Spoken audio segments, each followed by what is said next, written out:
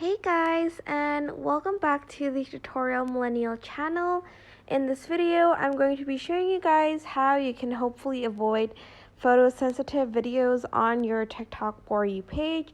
So hit that profile button on the bottom right corner of your screen, and then click on the three lines on the top corner of your screen.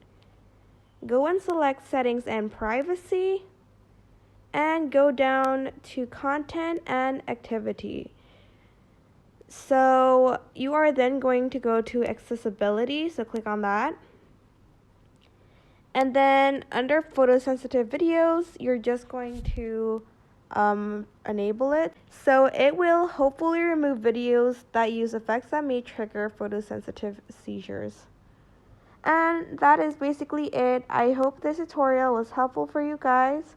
Don't forget to like, comment, share, and also subscribe to this channel if you haven't done that. If you have any questions, just leave it in the comment section down below and I will try my best to answer them all. Thank you so much for watching. Bye!